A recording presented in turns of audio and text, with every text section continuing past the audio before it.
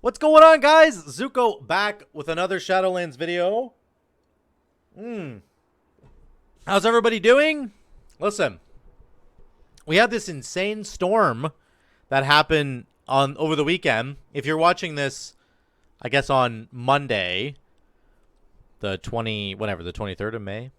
So we had a huge storm in my city yesterday and the day before. Actually, it was 2 days ago, but it like shut the power off for like 32 to 40 hours or something. I forget how long it was, but we literally had no power. The entire city had no power. So that's why I was kind of AFK for the last day and a half, because I literally couldn't get on the computer and do anything for you guys. So it was pretty crazy. Everybody's okay.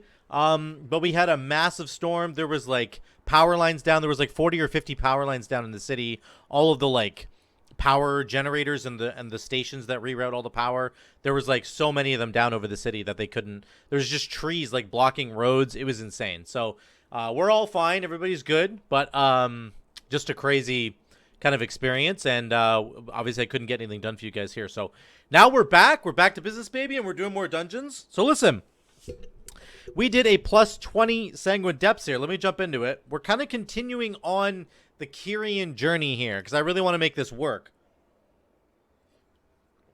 I asked you guys in the last video, how do we make this Kyrian build work? A lot of you guys had some interesting suggestions, some cool ideas. I've put my own little spin on it, and I'm going to show you the build that I did right here. So we ran Skybreakers plus Kyrian. Now, I really like Skybreakers. Number one, it's a fortified week, so the mobs last longer. Number two, it's passive damage from your flame shocks, which means you can spend time casting things like Earth Shield, casting those self-heals to proc the second half of Vesper Totem, and you're not going to lose a lot of damage because all your flame shocks are doing all the damage for you, and then you're kind of just waiting for Hot Hand proc. So I did do a full fire build. I went Lashing Flames, Hot Hand, Fire Nova. And again, what's amazing about Hot Hand and Fire Nova is that they both have cooldowns, essentially. You're not going to have Hot Hand up all the time. When you do get Hot Hand up, you need to press Lava Lash, of course, and you can't press other healing spells like Earth Shield, but that's okay, because Vesper Totem lasts for so long. Fire Nova also has a 12-second cooldown, which means you can like fit all of your other Vesper Totem abilities into your regular window in between Fire Novas. So this build actually works extremely well, and over the course of the dungeon, we did 14k overall. So we had Flame Shock as our number one, then Vesper Totem is doing about 16% of our damage. 15%, sorry, my apologies there. 15.5% of our damage. So it works very, very well because, as somebody mentioned in the comments in my last video, you guys had some really wonderful comments, and I thank you for all of them. Vesper Totem lasts for so long, right? It lasts forever. Like, you can spend time doing your regular combo of DPS buttons, getting those 3 procs going, and then you can continue doing damage. Let's say you get a Hot Hand proc right here and you need to press Lava Lash. The only thing that's left for my Vesper Totem is my healing spells, right? But I don't have time to press them right now because I just got a Hot Hand proc. So I'm going to press my Lava Lash, press Lava Lash, press Lava Lash, do a Fire Nova, do a Crash Landing and a Storm Strike. I still have time on my Vesper Totem. I just ran out there, of course, but see how long that lasted? I could have spent those last 2 GCDs pressing Earth Shield, and I would have been okay. I would have used up, it would have been completely efficient use of my Vesper Totem. So, as you guys said in the comments below, a build, I think, like this, where you're looking for Hot Hand procs, you're working around Fire Nova, that works really, really well, because those are abilities. If you get a proc on Fire Nova, you can press Lava Lash a bunch of times, because Vesper Totem will be out for like 30 seconds, right? I think that's the duration. It's out for 30 seconds. So you have a lot of time to work around that totem and to make the build work. So that's what I did. I didn't run, again, this wasn't focused on Lava Lash. It wasn't a Primal Lava Actuators build. It was focused on Flame Shock. It was a Skybreakers build, which I think if you went with a Primal Lava Actuators build, you'd have a really hard time working this Covenant tree here. So I had Focus Lightning and then the Vesper Totem one, and I think both of those are essential. And then I think you want Hammer of Genesis down here for the haste. So this is debatable. Let me know what you guys think about this tree here. Like, is it worth flipping over to a third potency, running Primal Lava Actuators, and then putting Magma Fist in there? Like, I'm not really sure. I really like this setup. 2 potency conduits plus Skybreakers And then this was my talent. I did a full fire build. So let's get into the build. You're going to see in the dungeon how well it went. Yeah, I really like this build a lot. I think it worked quite well, actually. And you're going to see in the opening packs here kind of how it went. So this is the opener here. Of course, they're going to pull everybody to the urn. We do have somebody who's Venthyr, which is great. So we do end up getting the urn buff. Right now, I got Vesper Totem down. I've already procced it. We're doing tons of damage right out of the gates. I haven't even pressed Fire Nova yet. We're doing 33k, 32k right now, DPS. So this thing slaps in AoE. It slaps really hard because Vesper Totem does so much freaking damage. Like, now, as you saw right there, I haven't used all my charges of Vesper Totem yet, but my Lava Lash is on cooldown. I don't have a Hot Hand proc. And Fire Nova is also on cooldown. There's 6 seconds left on Fire Nova. So I can use all my healing stuff now. And I'm going to do that right now.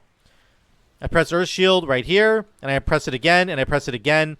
And it gets the triple proc of damage. And there you go. Now, my Lava Lash is back. And my Fire Nova is back. And I can press them again. See how it kind of like fits into that window? It's really, really strong, I think. The passive damage from your Flame Shocks is really, really good. And then you can, now I have a Hot Hand proc, but it's okay. That entire time. Yeah, we didn't get a Hot Hand proc that whole time, but I have a Hot Hand proc now, which is kind of unfortunate. But the point is simply to say you have windows of power here with your Hot Hand procs and then your Fire Nova. You need to press those when they come up. And Vesper Totem is versatile enough that it will allow you to fit in those GCDs before proccing the healing side and having to, like, sacrifice some damage. It doesn't really sacrifice damage, but you know what I'm saying. We're doing almost 50k DPS right out of the gates. I don't even know what I pressed. I think that was just Vesper Totem plus 3 procs. We're doing 42k right now. Like, it has outrageous burst right out of the gates, right? It's really good. You do, like, Vesper Totem into the Fire Nova. I'm still doing 40k, guys. We're doing 39k. 38 gets going to go down a bit here, but it's just amazing what you can actually pull off with this. You throw down Vesper Totem. You hit Flame Shock, Lava Lash, Fire Nova. Those are your 3 DPS buttons. It'll proc your Vesper Totem to do a bunch of damage, and then your Fire Nova goes off and does a bunch of damage. That's how you make it work. And of course, with this build, I think I die here. Yeah, stupid thing. I didn't even notice he was going to hit me. Of course, with this build, I run into a trap. With this build, of course, you get and reduces the cooldown of Vesper Totem, and that's just like gravy on top. It's absolutely crazy when you get the cooldown reduction from as well. So, oh, sorry, I messed that up. The trap. Move this over here. Okay, that's not good. That's okay. Our damage was crazy, though. Look at that, right? Our damage was absolutely nuts. Crazy. So let's move. Let's push ahead here. We'll get to the next AoE packs here. So again, we're doing 28k here. These are just really solid packs. Every single pack you're going to be able to do. I would say every pack you can do between 25 and like 32,000 damage, probably, on average. Like, you're going to spike at like 40 and then it'll come back down a little bit, but you can just see how solid it is. A lot of healing. On top of that, of course, Vesper Totem has incredible off healing, which I don't utilize right out of the gates here, but there are moments in the dungeon where I do. Look, we're doing 30k again. Like, you can see on the damage meters there how good this is. So, very strong stuff. Really love this. Move on to the boss fight. Here's Kryxis. Again, really important for the cooldown reduction from Mechanicos. You want to press Vesper Totem on pull because then it's going to hit 4 targets and you're going to get 20 seconds off the cooldown versus, you know, if you only had 1 target. There was a bit of lag here because this was an OCE group, so a little bit laggy, but you can see our damage rate out of the gates is fine. We're doing 22k. I haven't even procced the healing side yet. So now I'm backing up. I don't have a lot to do, so I can press my Earth Shield here. I've used Fire Nova. I get a Hot Hand proc, so I might not actually end up using the whole Vesper Totem. I'm not sure. I got to check here. I got a Hot Hand proc pretty late here, and I haven't used my Earth Shield yet. Okay, it falls off.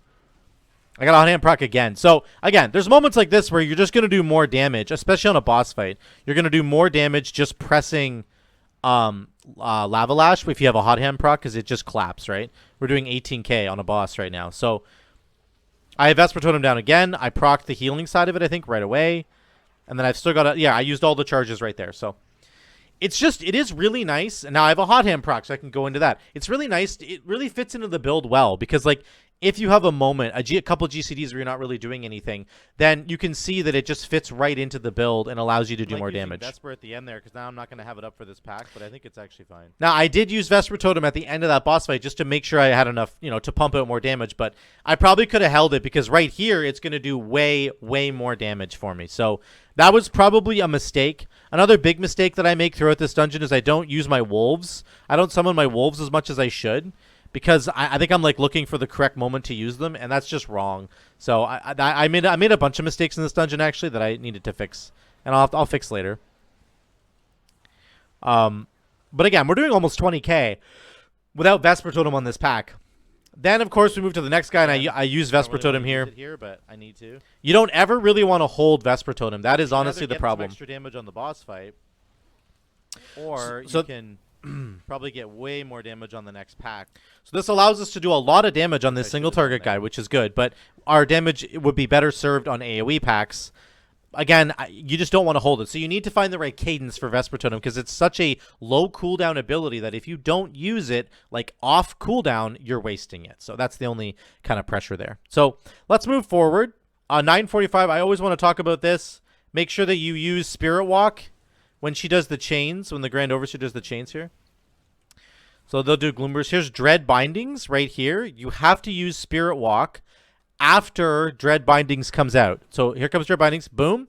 I have a chain on me. I'm going to pop Spirit Walk right now, and it breaks the chain. Not only does it give you a movement speed boost, but it breaks all those kinds of chains, any movement impairing effects that are on you. So, yeah, I just want to always mention that for you guys, and make sure you decurse in this dungeon. You should always bring a Shaman to Sanguine Depths, basically, because decursing is absolutely crazy. Then the tank does something cool here. The tank goes backwards to grab all the little dudes that are in the room back there, which a lot of the times we pull them. You would have pulled them earlier, but he has a really smart idea, and he pulls them over to the urn here. Bringing them all into the... It's insane. They don't drop Sanguine, and they're easy to kill, and they count towards the urn buff, which is absolutely insane. So he tells us to LOS. We pull them all in here. I'm doing my damage. You can move your totem around. I don't want to waste damage here, so I move it around. We're doing lots of damage. I proc the healing there. So we're doing lots of damage here. All these are going to die with the urn open, and look, we're getting the buff. That's actually pretty cool. Really cool. They also don't drop Sanguine. That's actually really cool. Yeah, that's a really Chad move right there by the tank. So make sure you do that in your groups. Those guys are really easy to kill. So we move forward here. We kill this Overseer. In here, a bunch of people get clapped by the wind here. I think I get hit as well. But you can see people taking damage there. Not too much to talk about here. Let me skip ahead. Again, our damage is just always solid, though, which I love. Like, on AoE, your flame shocks, are just doing so much damage passively, and it lets you get off, the big Vesper Totem stuff. And I walk right into it here, of course.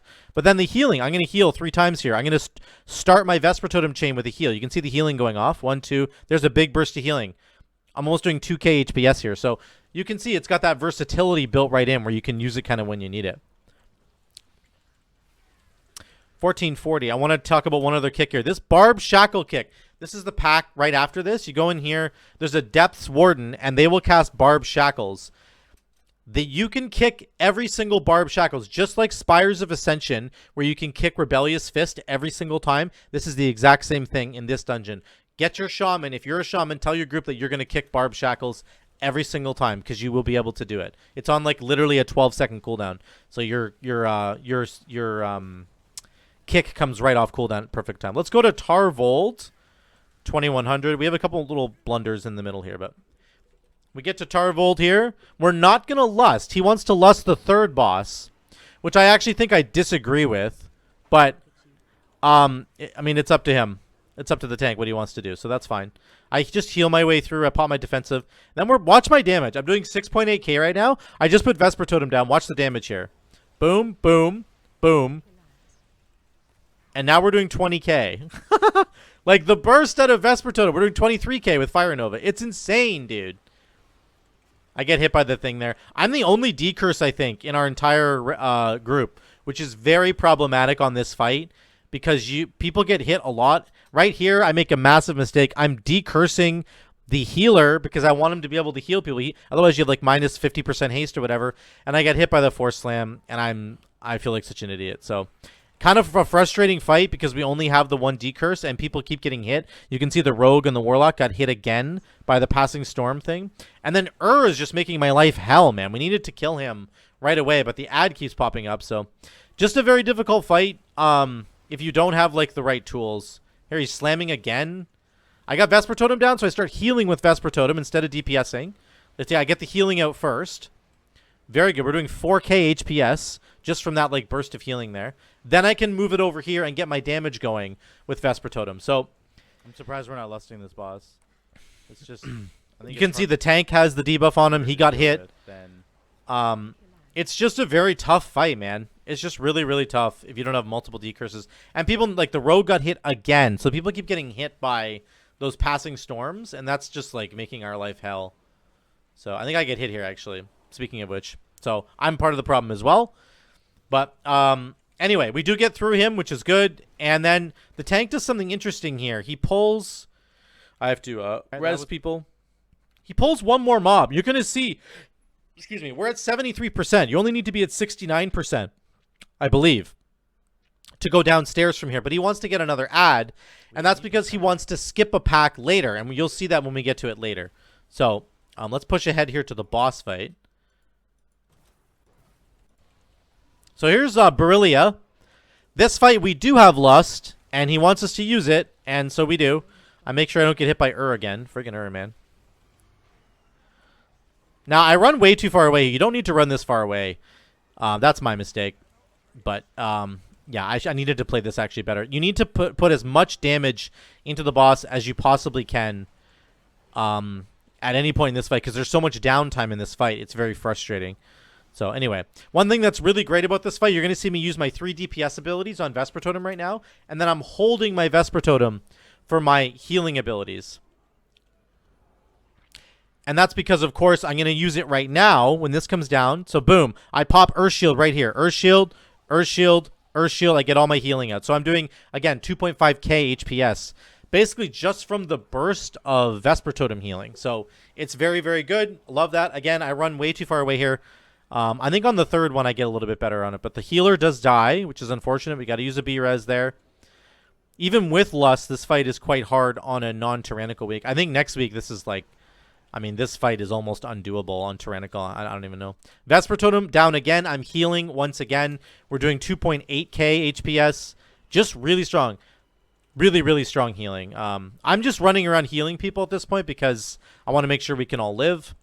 I do get this one more time, and I get a little bit more wiser to it, and I stay within melee range so I can do damage. So the first 3 times that this ability went off, I ran out of melee range, which is just an absolute mistake. So, again, stuff that I got to get better at. We did about 9.2 overall. It was okay. The damage was okay. Then we pull this next pack, and we killed them all. Then the tank says he's got enough percentage, and he wants to skip here. And that's why he grabbed the gargoyle up above before. So the rogue actually shrouds right here, and we run through, which is super cool.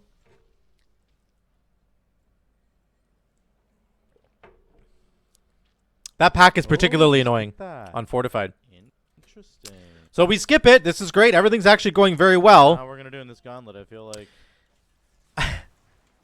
And then everything kind of goes to hell in the gauntlet, to be honest. We're doing 35k DPS. Like, I can't get over how good the AoE is on this. It's really, really good, man. 30k. That's pretty great for a shaman.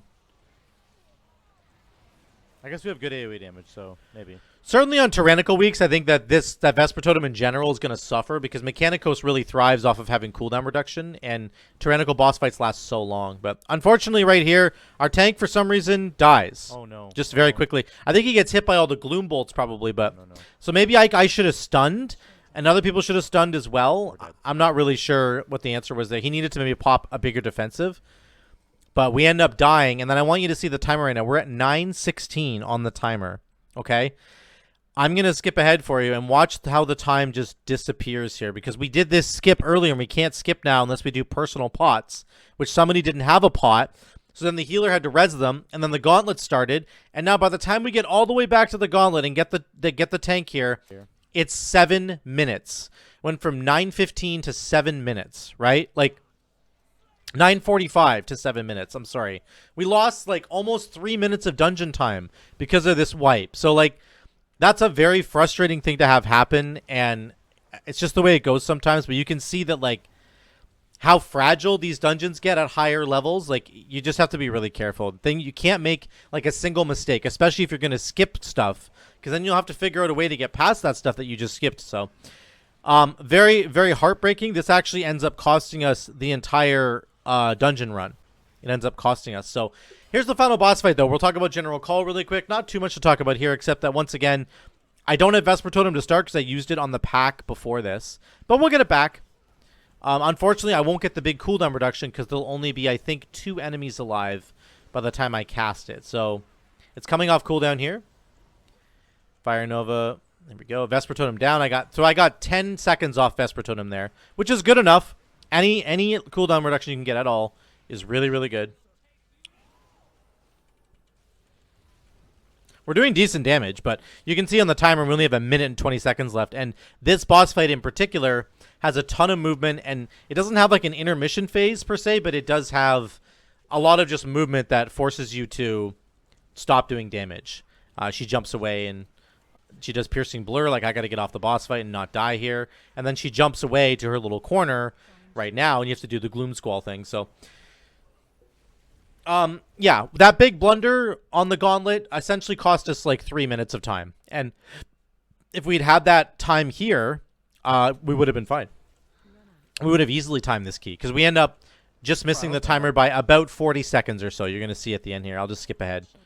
+2. So there, we do a Kennel. For sure. We missed it by about 40 seconds, I think. So +2.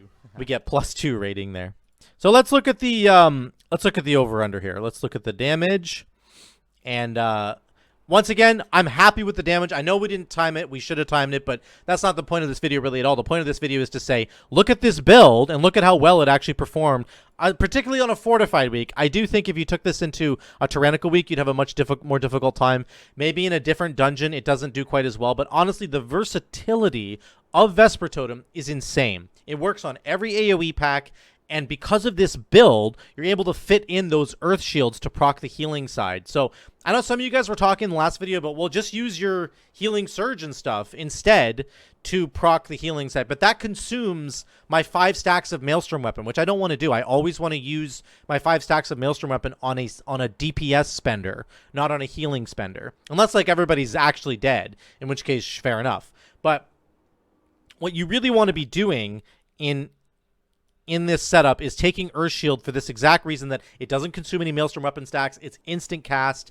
And because of the way that we're designing this build, you can fit it in between your windows where you're using Fire Nova and when you have a Hot Hand proc. So that's how the build works. This is the damage right here. Flame Shock's always going to be #1. And then you got Vesper Totem coming in at about 15.5% of our damage here, which is really, really great. Fire Nova's close behind at almost 11%, 10.5 there. So I love it. I mean, I actually think this build works very, very well. And Skybreakers is just a fantastic, like, chill, passive legendary to take. But it does a ton of damage. I don't even have any crit, guys. If I had more crit, this would maybe work just, like, even better. But to be honest, the mastery is fine because it increases my fire damage, which increases my flame shock damage. So I really love this build. Let me know what you guys think about this build in the comments down below. I think this is clearly a better way to run this build than the previous video that I had. But let me know what you guys think is the better way to run this build. Do you think that there's something better than Skybreakers? Because I know you guys had some suggestions down below. I really wanted to just give this a shot, and I think it actually worked out pretty well. So let me know in those comments down below. Let's have a conversation about this and talk some more about Vesper Totem. So thank you so much for watching. Drop a like down below if you like this video. If you haven't subscribed to the channel yet, I would really appreciate you pressing that red button because I make videos every single day on World of Warcraft content, and I think you'd enjoy it if you come here.